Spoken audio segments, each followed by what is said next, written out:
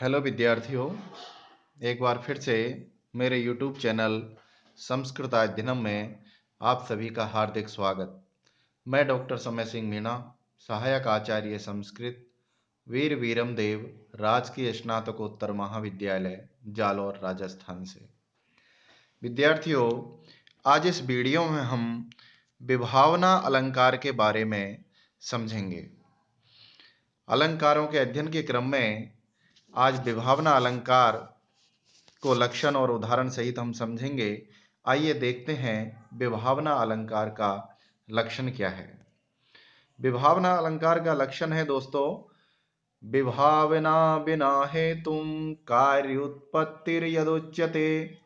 विभावना बिना हेतुम यानी कारण के, कार्य उत्पत्ति, कार्य की उत्पत्ति जहां दिखलाई जाए, यद उच्यते जहां कही जाती है वहां विभावना अलंकार होता है।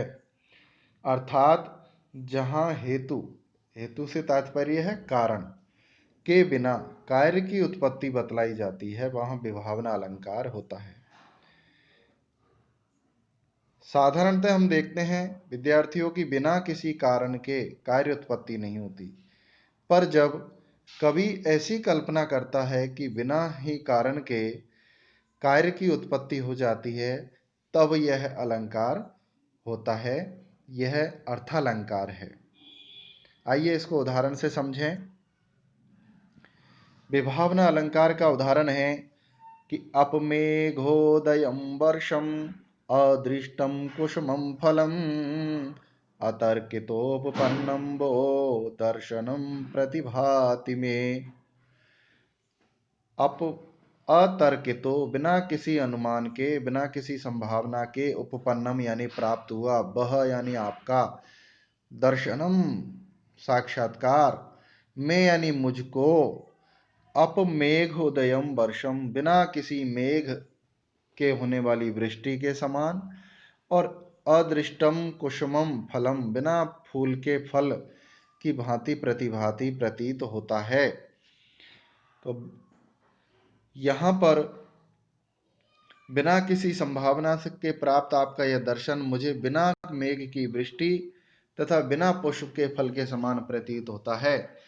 तात्पर्य यह है कि वर्षा होने के कारण मेघों का उदित होना तथा फल आने का कारण जो है वो पुष्पों का आना होता है। इन कारणों के न होने पर भी जो यहाँ बिना मेघों के वर्षा का होना और बिना फूलों के फलों का आना बताया गया है, इससे यहाँ विभावना अलंकार की सृष्टि होती है। विद्यार्थियों, सामान्यतः हम देखते हैं कि आकाश में हमें मेघ दिखाई देते हैं, बादल आते हैं, उसके बाद वर्षा होती है और वृक्ष पर पहले पुष्प खिलते हैं, उसके बाद वे फल बनते हैं। ये सृष्टि प्रक्रिया है।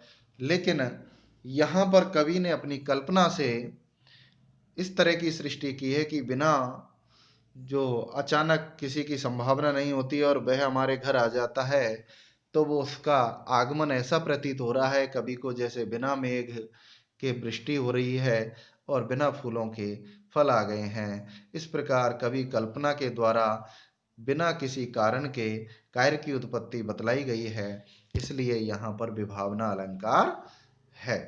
तो विद्यार्थियों, विभावना अलंकार का सीधा सा लक्षण है कि जहाँ बिना किसी कारण के, बिना किसी हेतु के कार्य की उत्पत्ति दिखलाई जाए, तो वहाँ विभावना अलंकार माना जाता है। तो विद्यार्थियों, आज के लिए इतना ही। आपको मेरा YouTube चैनल पसंद आता है, इसमें डाले गए वीडियो यदि आपको अच्छे लगते हैं तो मेरे चैनल को अवश्य सब्सक्राइब कीजिएगा। आज के लिए इतना ही। धन्यवाद। जयतु संस्कृतम, जयतु भारतम।